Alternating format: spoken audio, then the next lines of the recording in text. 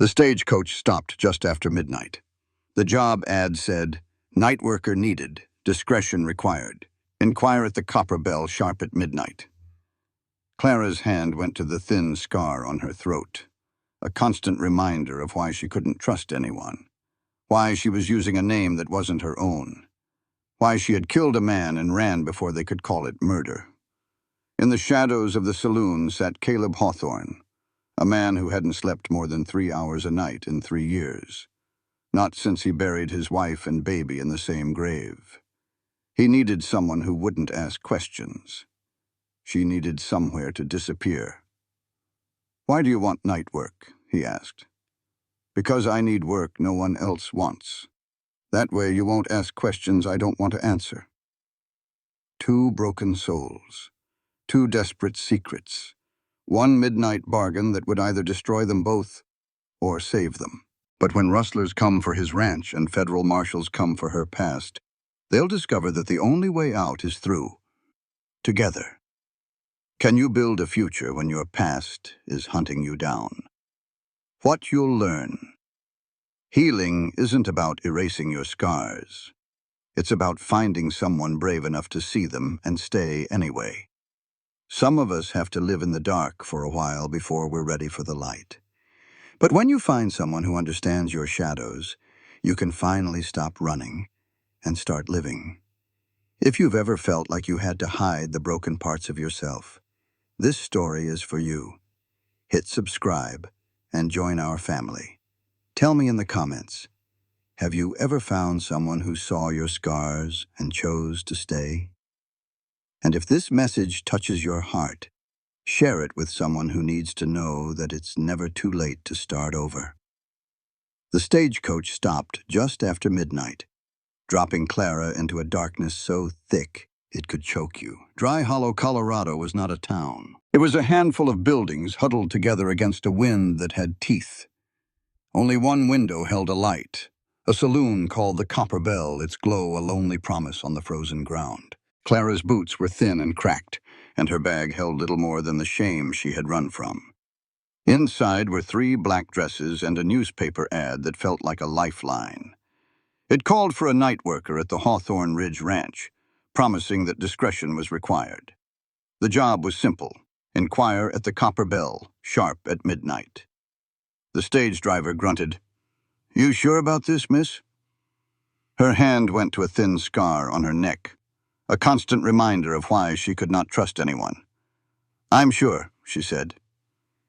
He spit into the dark.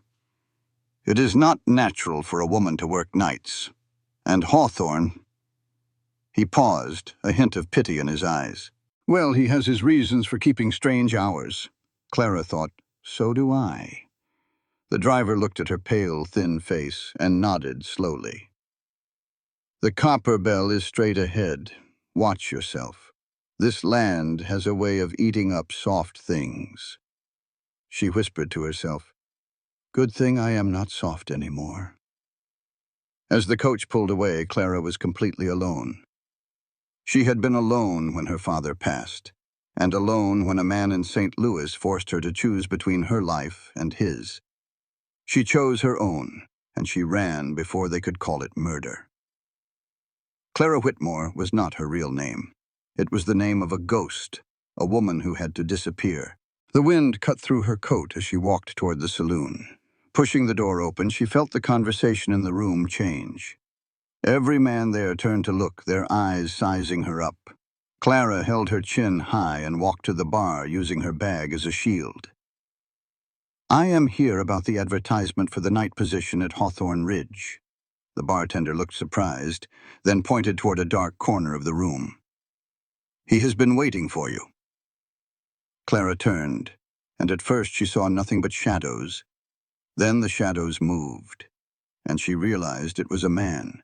He was tall and lean, built from hard work and long nights.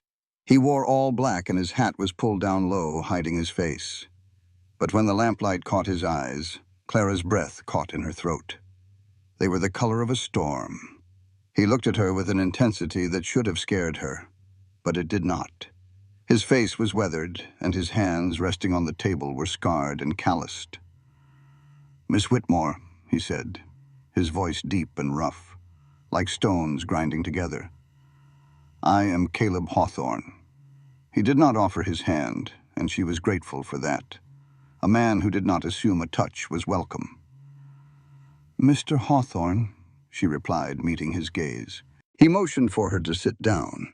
The gesture was an invitation, not a command, and Clara accepted. He poured 2 cups of coffee, black as night, and pushed one toward her. He wrapped his own hands around his cup as if he needed the warmth. The advertisement was honest, he said at last. I need help on the night shift from sundown to sunrise. The work is with my horses. The mares are foaling and they need to be watched all through the night. Can you handle horses? She knew horses. Her father had been a stable master. Yes, she said. I have helped with birthings before. In the dark. A flicker of respect showed in his eyes. Caleb took a long drink of coffee. Why do you want night work, Miss Whitmore? The full truth would get her hanged, but she gave him a piece of it. I need work that no one else wants. That way, you will not ask questions I do not want to answer. He then asked, Are you running from something? His tone was not an accusation. It was understanding, as if he knew what it was like to run. Is not everyone out here? She replied. A small smile touched his lips. Fair enough. The ranch is 6 miles north. I have already lost 2 foals because I cannot stay awake around the clock. I need someone who will not panic when things go wrong. Clara looked him right in the eye. And they will go wrong. It was not a question, it was a fact. His eyes met hers. The work is tough, he said, his voice low and steady. The hours are long, and you will be completely alone out in the stables. The nearest soul is 4 miles away. Everything he said should have felt like a warning. For Clara, it sounded like a safe haven. What is the pay? She asked. $30 a month, plus your room and board. He paused, watching her. If the mares and foals make it through the season, there is a $50 bonus in the spring. $30 a month. It was a fortune, enough to build a new life, a life where she did not have to constantly look over her shoulder. When can I start? He stood, and she saw he was a tall man, filling the room with a quiet strength. Tonight. My wagon is outside. A mare is due any day now, so you will watch me tonight. Tomorrow, the job is yours. This was it, the moment that separated her old life from whatever was coming next. I have one question, she said as he walked to the door. Why hire someone at midnight? Why not find help during normal hours? He was quiet for a long moment. Because normal help asks questions I am not interested in answering. The ride north was silent under a nearly full moon. The town disappeared behind them, swallowed by the vast dark land. Clara watched Caleb from the corner of her eye. He handled the horses with an easy skill, but his face looked like it was carved from stone. She saw a pain in the hard line of his jaw, a sorrow he held back with nothing but pure grit. How long have you managed this ranch? By yourself? She asked quietly. 3 years, he said, and a muscle in his cheek twitched. Clara understood. Whatever happened 3 years ago was his business, just as her own past was hers. The ranch came into view slowly, a promise in the darkness. The fences were straight and the wire was tight. There was a large barn, a few smaller buildings, and a 2-story house with dark windows. This was a place built with pride, a place a man refused to let fall apart, even if he was falling apart himself. Caleb stopped the wagon next to the barn. This is Hawthorne Ridge. The air was clean, smelling of pine and horses and cold earth. It was a world away from the city's desperation. He unlocked the heavy barn doors and swung them open. Lamplight filled the space, and Clara gasped. The barn was beautiful. It was organized with incredible care. 12 stalls lined each side, many holding pregnant mares. Their eyes were calm, trusting. These animals were well cared for. At the far end, a small room was built into the structure. "This is the bunkhouse," he said, opening the door. It was simple, but it was more than enough. A bed with clean blankets, a small stove with wood stacked neatly beside it, and a table and chair. "There is a bell by the bed," he said, pointing to a rope. "It rings in the main house. Use it only for emergencies. From sunset to sunrise, you are on your own." "What do I do?" she asked. "Check the mares every hour. Look for any signs of labor. If a mare starts to foal, you assist. If there are problems," he paused, "you ring the bell and I will come running." "What about rustlers?" she asked.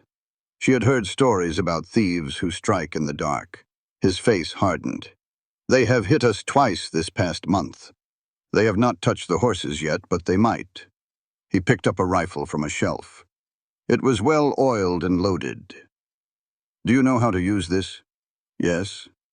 "Are you willing to use it?" Clara thought of a time before, of a kitchen knife and blood. "Yes," she said, her voice firm. He looked at her, searching for something in her eyes. "Good," he said at last, "because they will not be polite. I do not need protecting, Mr. Hawthorne. I need a job." A flicker of respect showed in his eyes. "Fair enough," he said. He spent the next hour showing her the routine, but Clara saw how tired he was. He leaned against the stall doors and rubbed his eyes. His hands had a slight tremor when he thought she was not looking. He was exhausted, the kind of tired that settles deep in your bones. "How many hours do you sleep a night?" she asked. He hesitated. 3, maybe 4 if I am lucky." "For 3 years?" She finally understood. This job was not just about hiring help. It was about his own survival. He was working himself into an early grave to keep this place running. "You should go sleep now," she said. "I can handle the rounds tonight." "You do not know the—" "You just showed me. I learn fast," she said, meeting his gaze. "And you look like you are about to fall down." He wrestled with himself for a moment, his pride fighting his body's desperate need for rest. Finally, he gave a slow nod. "If anything changes, you ring the bell. And if the rustlers come, I will handle it." He looked at her one last time, then turned and walked toward the house. Clara was finally alone. She stood in the middle of the barn, listening to the soft breathing of the horses. Outside, the wind howled, but inside, the lamplight was warm and safe. She placed the rifle by the bunkhouse door and walked to the first stall. She was ready. "Have you ever been so cornered that you could hardly breathe?" That was Clara, a woman on the run, using a name that was not her own, taking a job from a man named Caleb Hawthorne. He had the same haunted look she saw in her own reflection. They were two broken souls, both hoping the other could be trusted. As she felt a new life kick inside a mare, for the first time in a long, long time, she felt a little bit of hope. This story is about whether trust is enough to build a new life. Stick with us to see. But that trust took its own sweet time to grow. For the first few nights, they kept their distance. She learned the sounds of the ranch, how the old barn groaned when the temperature dropped. He would appear at dawn, ask a few quiet questions, and then leave her be. They were building something fragile in that cold Colorado night, something that was going to be tested by fire and blood. They just did not know it yet. For now, there was just the quiet and the steady rhythm of breathing, everyone just waiting for the sun. Caleb was a man who respected boundaries. Every morning was the same. He would check on the mares, ask Clara how the night went, and head back to the house. It was a quiet arrangement, but on the 4th night, that calm was shattered. Clara was making her rounds when a gray mare suddenly scrambled to her feet in a panic. Her eyes were wide with pain, and her whole body was trembling. Clara knew right then and there that this was serious trouble. The horse was silently begging for help, and time was running out. A quick check told Clara everything. The foal was alive, but it was turned all wrong inside her. Her gut screamed to go get Caleb just like he had instructed. But Clara knew horses, and she knew that the few minutes it would take for him to get down to the barn might be time they just did not have. So she made a choice. In that freezing barn, she took off her coat, rolled up her sleeves, and trusted her own 2 hands to save a life. She was going to handle this herself. It was just as she feared, a breech birth. The foal was stuck, and without help, both the mare and her baby would be lost. Clara had done this before, but she had never ever done it alone. Pushing past the fear, she got to work. For the next 40 minutes, it was a battle. She talked to the mare the entire time, her voice a steady comfort in the dark barn. "I am here," she would say. "We are in this together." And finally, she felt the tiny leg straighten out into the right position. "All right, girl," she gasped. "Now push." The foal came out in a single rush, but it was completely still. Clara's heart just dropped. She thought she had been too late, but she refused to give up. Her hands moved fast, clearing the little one's airway and rubbing its body hard with a towel. "Come on," she pleaded. "Do not you dare quit on me now." The new mother stood by, making a heartbreaking sound. "Breathe," Clara commanded. And then, like a miracle, a tiny gasp. Then another. This one stronger. The foal was alive. As Clara sat back, shaking with relief, a shadow fell over her. It was Caleb. He had seen everything. Caleb found her in the stall, a newborn foal breathing in the straw beside her. He just stood there, his face like stone. "The mare was in trouble," she said, her voice shaky. "It was a breech birth." He looked from the foal to her. "You handled this alone?" Clara met his gaze. "I had to. There was not time to ring for help." Caleb's voice was low. "I told you to ring that bell." She stood firm. "And I made a call. That foal is alive because I did not wait. Fire me if you want." He looked at the tiny creature, then back at her, exhausted but defiant. "You saved them," he said, his tone softer now. "You did more than just a job." Clara watched as his calloused hands gently checked the foal. His touch was surprisingly delicate for such a rough man. "She is perfect," he finally said, a hint of awe in his voice. "You did everything right." Relief washed over Clara. "The mare?" she asked. "She is fine too," Caleb replied, standing up. "I will watch them tonight." He paused. "No, we will watch them. You have done enough work for one night, Clara." He spoke her name with a new respect. "This is a partnership. We will finish it together." The word hung in the air between them, and Clara simply nodded. "All right." After settling the mare and foal, Caleb handed her a cup of hot coffee. They sat on hay bales in the quiet barn. "You did not learn all this as a hired hand," he said. "You have had real training." Clara hesitated, then decided to answer his unspoken question. "My father was a stable master back in St. Louis. He was one of the best, and taught me everything he knew." A small, sad smile touched her lips. "He always said skill is skill, man or woman. The owners never liked a girl in their stables, but my father's horses were the best in the city, so they put up with me." "What happened to him?" Caleb asked gently. "He started drinking after my mother died. When he passed, the owners told me I was not welcome, said it was improper." A bitter edge crept into her voice, as if starving was more proper. Caleb nodded slowly. "I am sorry. People can be cruel." Clara surprised herself by asking, "What about you, running this whole place alone for 3 years?" He stared into his coffee. "My wife died," he said quietly. "In childbirth. The baby, too. After that, I could not stand the thought of having people around, with all their pity. So I just worked. I thought I could outrun the sorrow." "That is why I hired for the night shift," he admitted. "Figured whoever took it would have their own reasons for avoiding the daylight." The unspoken truth settled between them. In that quiet moment, Clara made a decision. "I killed a man." The words came out in a rush. He did not even flinch. He just looked at her and asked, "Did he deserve it?"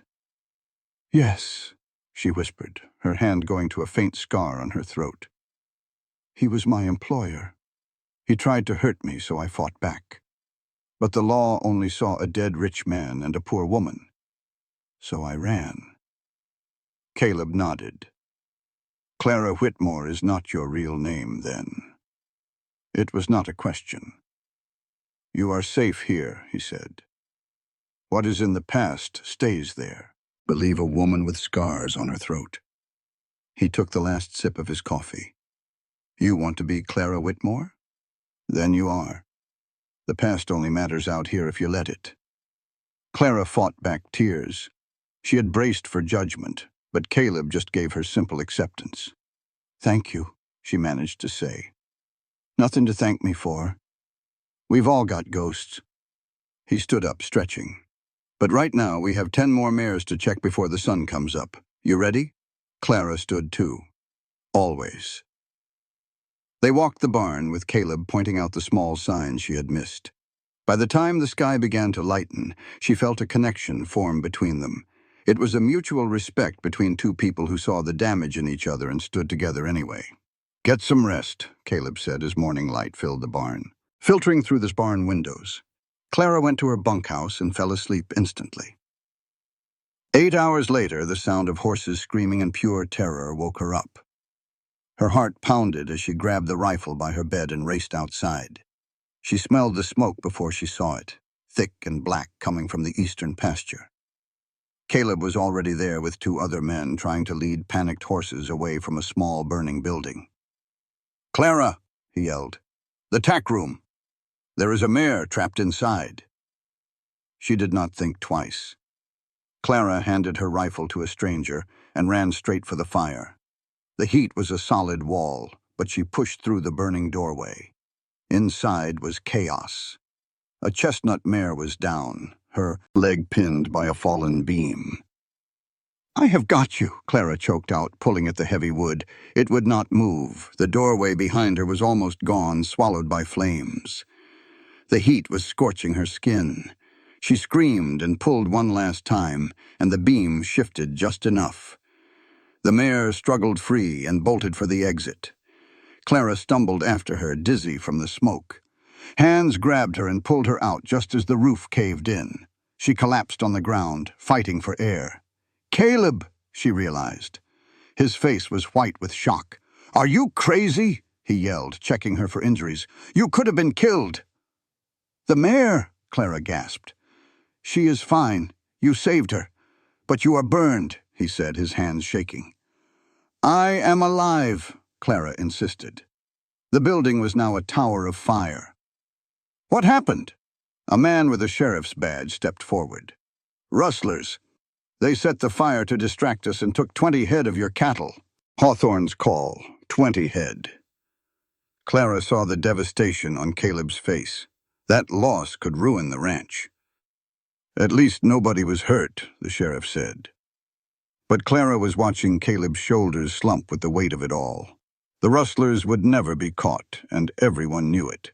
As the fire died out, Caleb just stared at the ashes.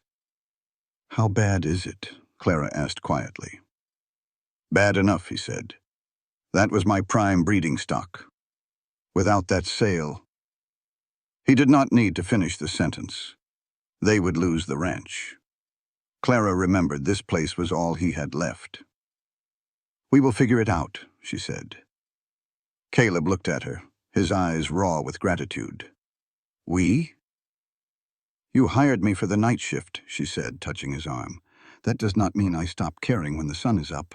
"Briefly. We will figure it out." For the first time since the fire, a little of the hardness left Caleb's face. "Yeah," he said. "Maybe we will." As the sun set, Clara got ready for another night shift. But now, as she walked the barn, she was not just doing a job. She was protecting something that was starting to feel like home. The loss from the rustlers hung over Hawthorne Ridge. Days later, Clara would see Caleb staring at his books, his jaw tight with worry. 20 cattle meant the difference between survival and failure. She never mentioned the numbers. Instead, she just kept a closer watch at night, her rifle always near. The rustlers had hit before, and she knew they might get bold enough to come back. 2 weeks after the fire, on a freezing night, the young mare in stall 9 went into labor. Clara knew this would be a difficult one. Within reach, her senses attuned to every sound that did not belong to wind or animals. The mare was too young, and the foal was too big. Every instinct told Clara this birth would go wrong. When the contractions started, they were too fast and too hard.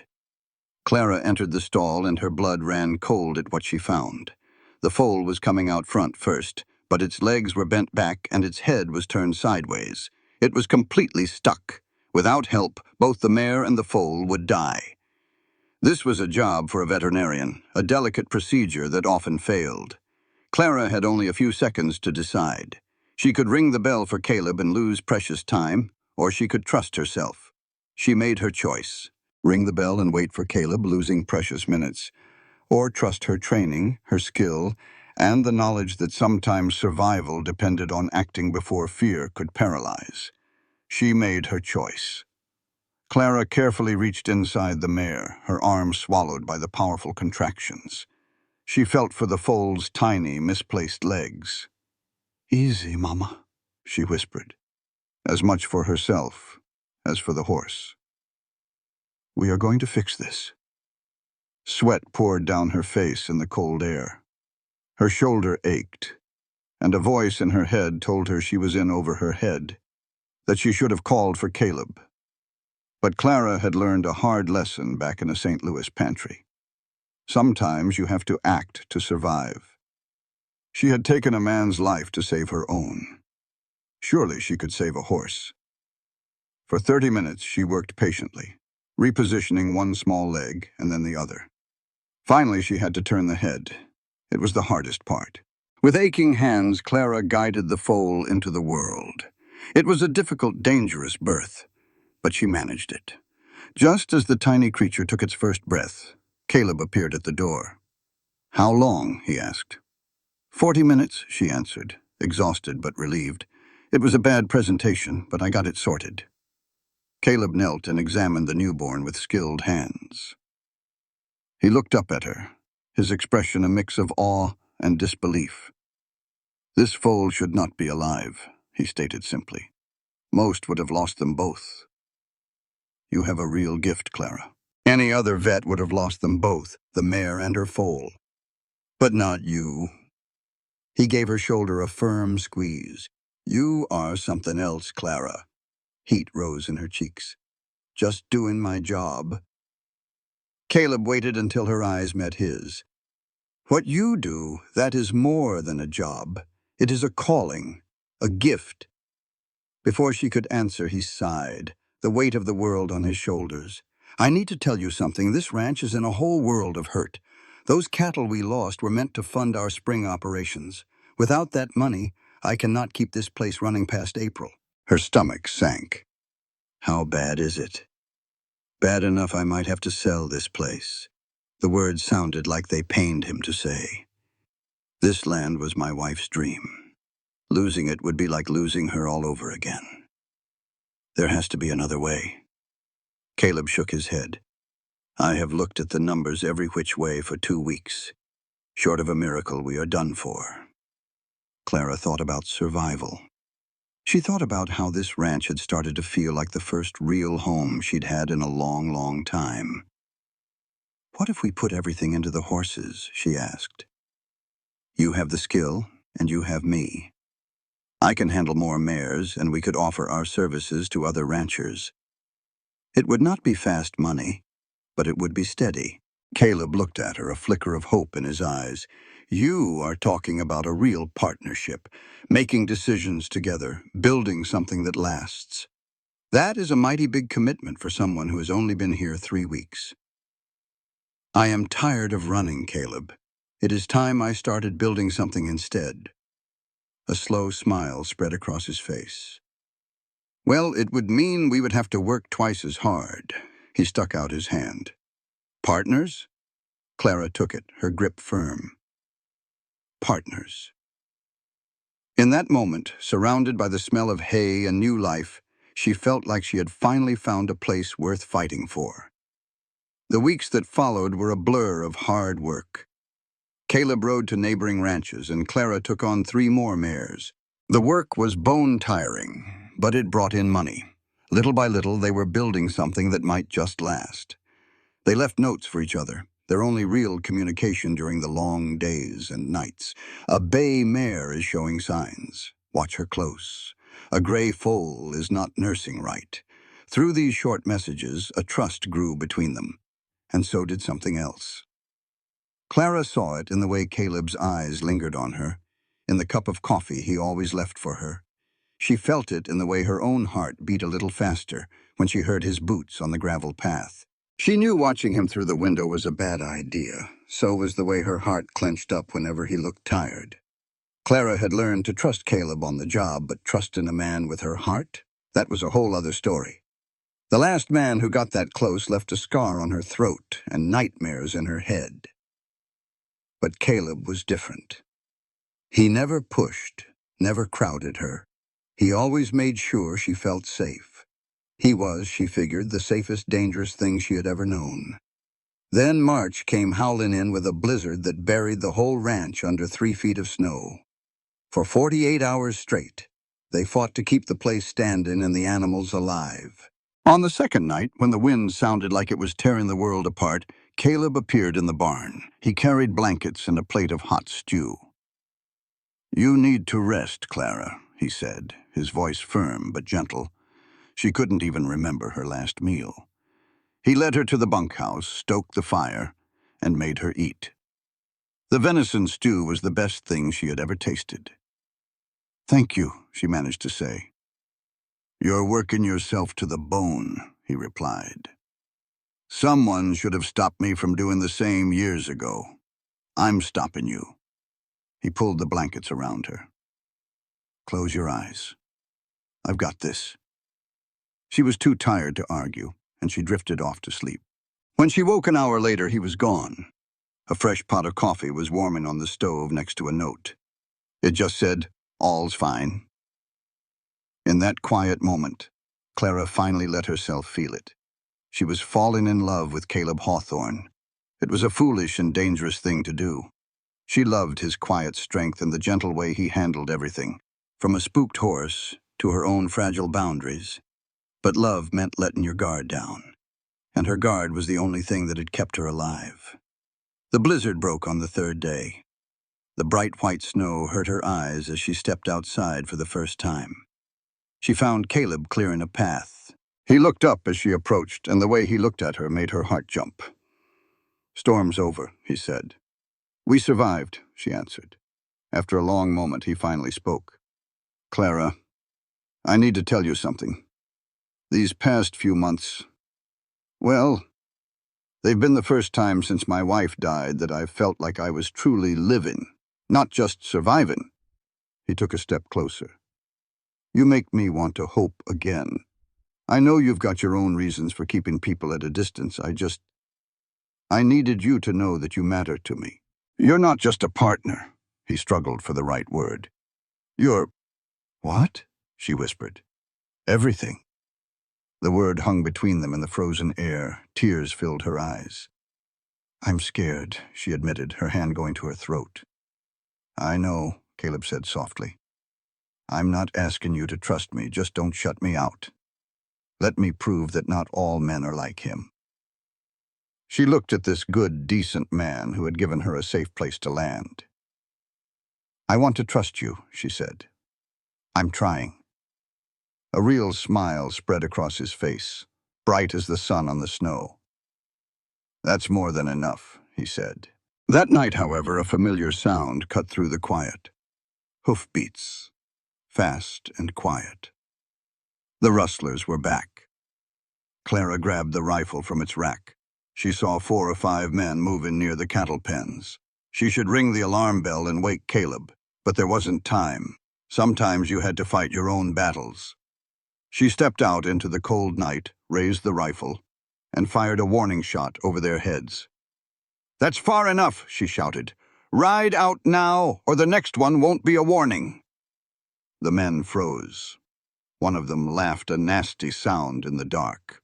"Well, now, looks like Hawthorne hired himself a woman with some bite," the man sneered, urging his horse forward. "You even know how to use that thing, sweetheart?" Clara didn't answer. She just aimed and fired again. The bullet kicked up snow right between the horse's front feet. The animal reared and the man's smirk disappeared. "I know exactly how to use it," she said, her voice like ice. Just then, the main house door slammed open. "Clara, get back!" Caleb yelled. She held her ground. "Last chance," she told the rustlers. The leader spit in the snow. "This ain't over," he snarled. "Get off my land," Caleb's voice boomed, and the rustlers finally turned and disappeared into the night. The rustlers vanished, leaving a threat hanging in the cold air. Clara's rifle finally lowered, her hands starting to shake. Caleb was right there, grabbing her shoulders. "Are you crazy? They could have shot you." Her voice was faint. "They were taking our cattle." Caleb's grip tightened, his eyes filled with a raw fear. "I do not care about the cattle if it means you are dead. Do not you ever do that again." She looked him square in the eye. "I was protecting what is ours." The word hung between them. "Ours?" He repeated it softly. Then he pulled her into a fierce hug. "You scare the life out of me," he whispered. Clara pulled away. "We need to check the herd." They worked through the night, mending fences and counting every head. As the sun came up over the ridge, Clara knew she had stopped running. She had finally found something worth fighting for.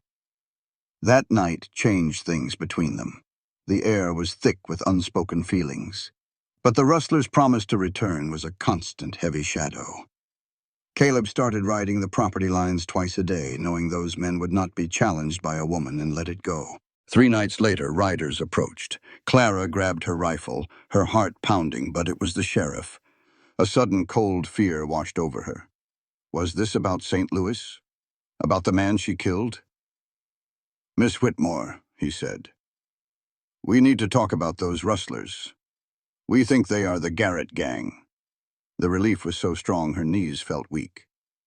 He continued, "They are a bad bunch, ma'am. Mr. Hawthorne told us you faced them alone. That was brave, but foolish. These men do not take kindly to resistance."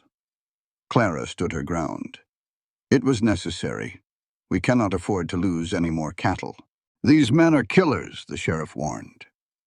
Caleb came out of the barn as the sheriff insisted Clara leave the ranch for her own safety. "It is not safe for a woman out here." Anger flared in Clara's eyes. "With all due respect, Sheriff, this is my home. I am done running. If they come back, I will face them." The sheriff looked to Caleb, expecting him to talk sense into her. Instead, Caleb stood beside her. "You heard the lady. She stays." The sheriff sighed, defeated. "All right, but I'm posting a deputy here. You see anything, you send for me." "The Garretts are dangerous," Caleb said after the sheriff left. "So am I," Clara answered. "I told you I've killed before." He reached out, his touch gentle. "I know. But that does not mean I will not worry about you." A young deputy named Thomas arrived, but his presence only made the threat feel more real. For 2 nights, the ranch was wrapped in a tense silence. On the 3rd night, the silence shattered. Clara heard Thomas shout once, a cry that was cut off suddenly. Then came the sound of thundering hooves. They were here. Clara shot out the nearest lanterns, cloaking half the barn in shadow. She tucked herself behind a thick support beam, the heavy rifle feeling just right in her grip. The main doors crashed open. 5 men stormed in, dragging a bound and bleeding Deputy Thomas with them. The sight twisted Clara's gut, but she kept her aim steady. The leader called out, "We know you are in here, darling. Might as well come on out. We are taking the cattle and horses. This can be easy, or this can be hard." Clara stayed silent, tracking him through her sights. One of the men pulled a knife, heading for a mare and her brand-new foal. That is when pure white-hot rage burned away her fear. She stepped out from the shadows, rifle raised. You touch that horse and you are a dead man. The rustlers all turned to face her. The leader just grinned. Well, there she is. I was wondering if you had the nerve to pull that trigger. Try me, she said. He motioned to his men and one pressed a knife to Thomas's throat. Here is the deal. You drop that rifle, or the lawman dies. Your choice. Clara's mind raced. If she dropped the gun, they would kill them all anyway. But if she did not, Thomas was surely gone.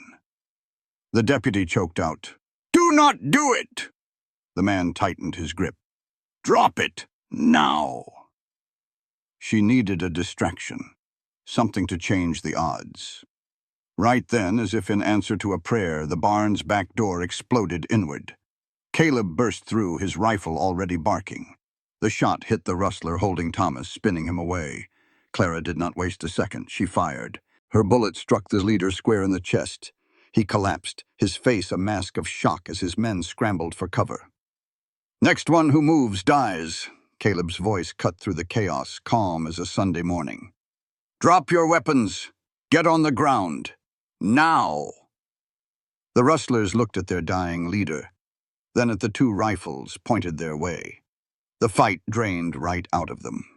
One by one, they dropped their guns and hit the dirt. Thomas got to his feet and grabbed his pistol. "I will go get the sheriff." "Bring the doctor too," Clara said softly, though she knew it was too late for the man on the floor. After Thomas left, she and Caleb stood guard. The leader's breathing had stopped. Clara had now killed 2 men. Both times she had to, but the weight of it settled heavy in her soul. "Clara," Caleb's voice was gentle, "you did what you had to do." She looked at him, a man who understood hard choices. "Does it ever get easier?" "I hope not," he said, moving a little closer. "If it gets easy to take a life, we have lost something important." They waited until the sheriff and his deputies arrived to haul the rustlers away. By the time they left, the sun was coming up, painting the snow in shades of gold and rose. Clara felt hollowed out, exhausted. Caleb found her there holding 2 cups of coffee. He handed one to her, and they watched the sunrise in silence. "The sheriff says they will hang," he finally said. "Those boys were wanted in 3 territories." "You saved lives tonight, Clara," Caleb told her. "Thomas's, mine, and who knows who else." She shook her head. "I do not feel like a hero. I feel like someone who just keeps having to kill to stay alive." "Maybe that is what heroes are," he replied. "People who do the terrible, necessary things so other folks do not have to." Clara knew then she had to tell him everything. "I need to tell you about St. Louis." "You do not have to," he said. "Yes, I do. You deserve the whole truth." And so she told him. About her father's death, her cruel employer, and the kitchen knife she used to stop him from taking her life. She told him how the law only saw a dead rich man and a poor living woman, and how she ran west under a new name, always looking over her shoulder. When she finished, she braced for his judgment. Instead, he took her hands in his. "Thank you for trusting me," he said quietly. "That man got what was coming to him. You did not do anything wrong." "The law does not see it that way," she whispered. "Then the law is wrong," he insisted, his grip firm. "Clara, look at me. You are not defined by what was done to you. You are defined by what you choose to do now. This is who you are. Clara Whitmore, the bravest woman I have ever known." Tears welled in her eyes, tears of pure relief at finally being seen for who she was. "I am scared, Caleb," she admitted. "Scared of what I am feeling." He asked, "And what are you feeling?" "Like I want to stop running," she whispered. "Like maybe I found someone worth staying for." Hope broke across Caleb's face like the dawn. Just as he started to speak, the barn door banged open. They both jumped, but it was only the mare's foal who had gotten loose and was curious about the world. Clara let out a shaky laugh. "I should get him back inside." "Wait," Caleb said, catching her hand. "Do not run from this. From us." I am not running, she said. I just need time, Caleb. Time to believe this is real. I can give you all the time you need, he promised, letting her go. I have waited 3 years to feel alive again. I can wait for you. Together they put the foal back with its mama, and for the first time, Clara felt something new and fragile between them. The beginning of home. When Clara finally woke, a note from the sheriff lay on her table. It said the Garrett gang was finished, and that she had saved them all. She pressed the paper to her chest. She had stood her ground, had told Caleb her secret, and he had called her brave. She realized healing was not about erasing scars, but letting someone see them. That night, the barn felt less like a hideout and more like a home. Caleb found her there. I could not sleep, he said, his voice soft. I kept thinking about what you said, about finding something worth staying for. Her heart hammered against her ribs. He stepped closer. You are not alone in that feeling, Clara. This ranch, it would not be the same without you. To be honest, I would not be the same without you. He stopped, giving her space. I just want you to know, whenever you are ready, I am here. Clara looked at the man who had given her a safe place to land. She thought of all the years she had spent running. What if I'm ready now? She whispered. As his eyes widened in surprise, she stepped toward him. Not for everything, but for this, for a chance to stop running. Can I? He asked, his voice barely a whisper. She just nodded. He cupped her face in his hands so gentle it made her throat ache. The kiss was soft, full of questions she was finally ready to answer. She kissed him back, letting go of years of fear. When they parted, he rested his forehead against hers. I have wanted to do that since the night you saved that gray mare. That was months ago. I know, he said, but I would have waited years if I had to. I am tired of waiting, she admitted. He pulled back to look her in the eyes. I cannot promise life will be easy, but I can promise I will be right there beside you. That is what we built. We are partners.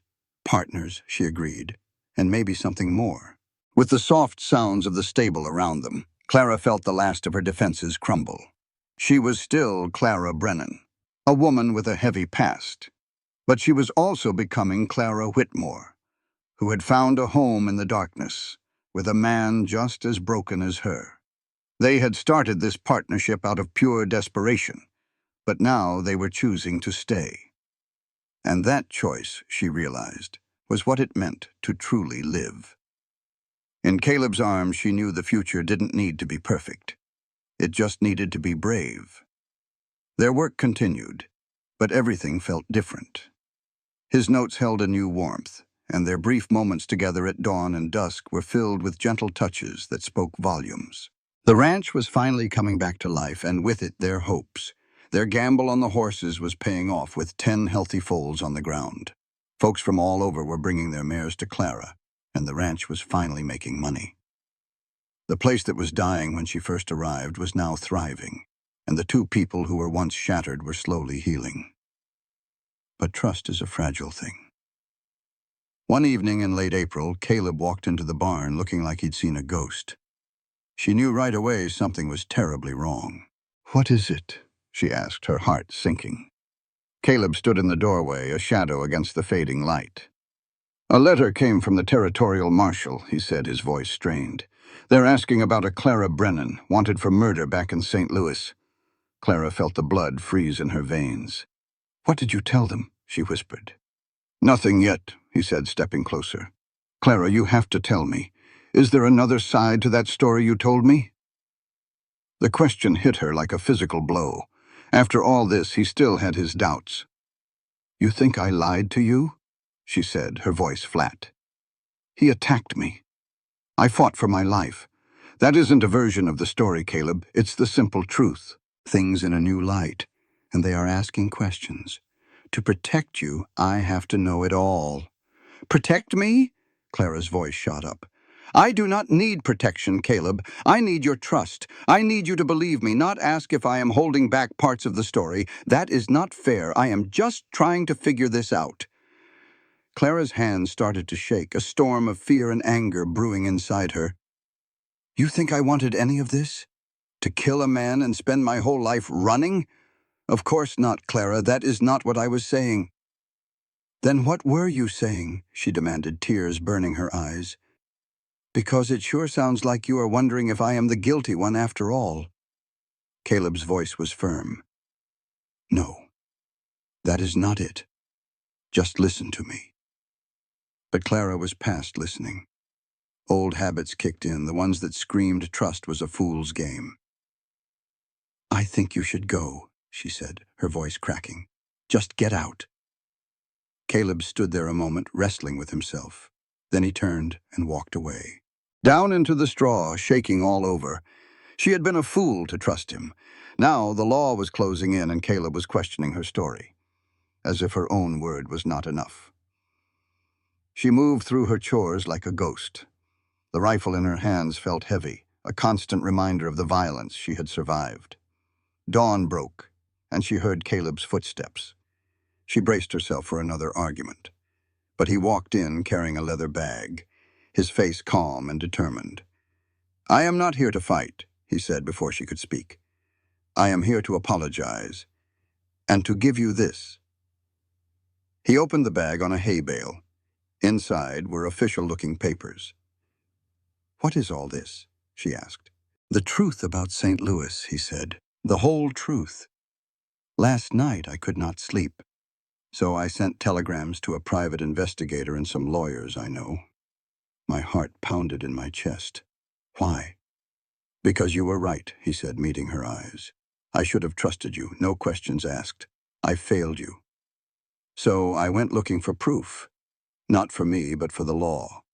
He handed her a medical report. It detailed injuries from the attack, bruises and wounds that proved her story. But that was not all. There are statements from 5 other women who worked in that house, Caleb said softly. 5 women who said Ashworth did the same thing to them. Clara felt her knees buckle. She had not been alone. The investigator even found the doctor who examined you, Caleb went on. He will testify for you. And there is a lawyer in St. Louis, a woman, who wants to reopen your case. She wants to argue self-defense and get the charges dropped. Why? Clara whispered. Because she believes you, and she is tired of seeing powerful men get away with hurting people. With this evidence, Clara, we can clear your name. You could finally stop running. You could be free. The word felt like a dream. I cannot afford a lawyer, she said quietly. You do not have to. She is taking the case for free. And I will testify, too, about the brave woman I know who deserves justice. Clara looked at the papers, then at Caleb. You did all this in just one night, she asked. I should have done it the day I met you, he said, his voice thick with emotion. I should have trusted you from the start. I made you feel alone again, and I am so damn sorry, Clara. The anger she had felt the night before just melted away. He had not been doubting her. He had been trying to protect her in the only way he knew how. You are an idiot, she said, but her voice was soft. I know, he admitted. I panicked. I saw that letter and just imagined them taking you away from me. So I asked all the wrong questions, and I hurt you. I am sorry, too, she said, moving toward him. I should not have shut you out. He took her hands in his. I need you to know, Clara, whatever happens next, I am with you. Whether we fight this or we have to run, we do it together. A partnership means you stand by each other when it is hardest. You would run with me? Risk this whole ranch? This ranch is nothing without you, he said. You are not just my partner, Clara. You are my future. So yes, if we have to run, we run together. But I would much rather stay and fight. She thought about what that meant, standing her ground with someone beside her. I want to fight, she said, her voice clear. I am tired of running. If there is a chance to clear my name, I want to take it. Then we take it together, he said, pulling her into a hug. The lawyer's name is Margaret Chen. She can come here to meet with us and get started. It might take some time, but she thinks she can win. And if she cannot, we will figure it out. You are not alone anymore, Caleb said, pulling back to look at her. You understand that? He paused for a moment. What are we, exactly? Clara could not help but laugh a little. I do not know. What do you want us to be? Everything, he said simply. I want to build this life with you. I want to grow old right here with you. He took a deep breath. I want you to marry me. Not right now. Not until your name is clear and you are free. But someday, if you will have me. Her heart felt like it would burst. It was terrifying, but looking at him, she knew it was right. Ask me again, she said softly. Ask me again when this is all over. That ain't a no, he whispered back. Clara stood on her toes and gave him a soft, certain kiss. It's a maybe, she said. But first I have to face this. I need to choose you as a free woman, not a desperate one. A few weeks later, a lawyer named Margaret Chen arrived. She was a small, sharp woman in her 40s who listened to every painful detail of Clara's story. Margaret laid out her plan. We'll argue self-defense, she explained. But more than that, we're going to show the world what Thomas Ashworth really was, a predator who used his money to hurt people. Your case will bring justice for everyone he harmed. Will I have to go back? Clara asked. Yes, Margaret said, but you will not be alone. The hearing was set for late June.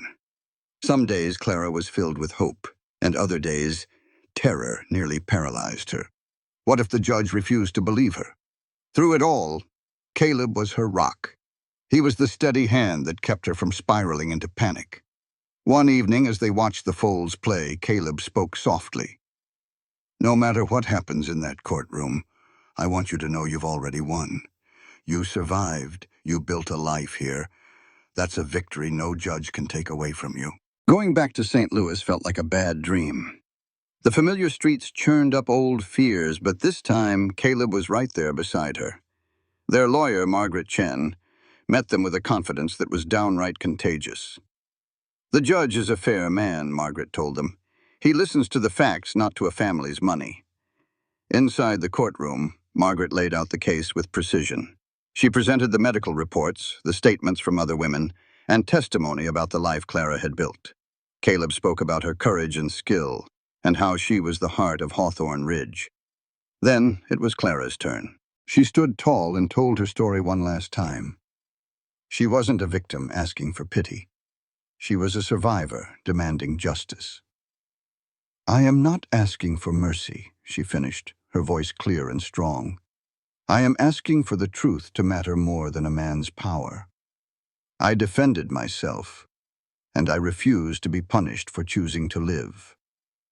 The judge took less than an hour. Miss Brennan, he said, his voice serious, this court finds your actions were justifiable self-defense. The charges against you are dismissed. Free. The word echoed in her mind.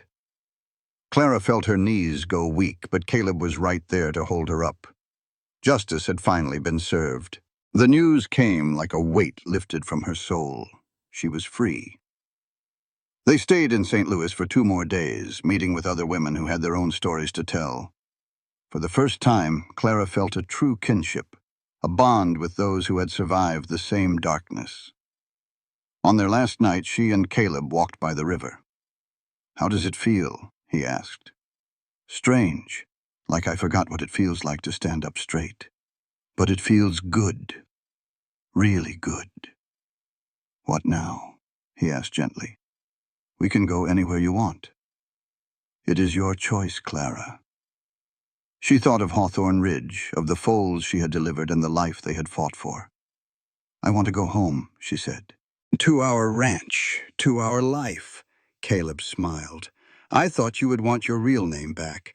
Clara Brennan was a scared girl, she said. Clara Whitmore is the woman who learned how to fight. Besides, if I'm going to marry you, I will end up Clara Hawthorne anyway. Caleb's whole face lit up. Is that a yes? It is a yes to going home. You have to ask the other question properly.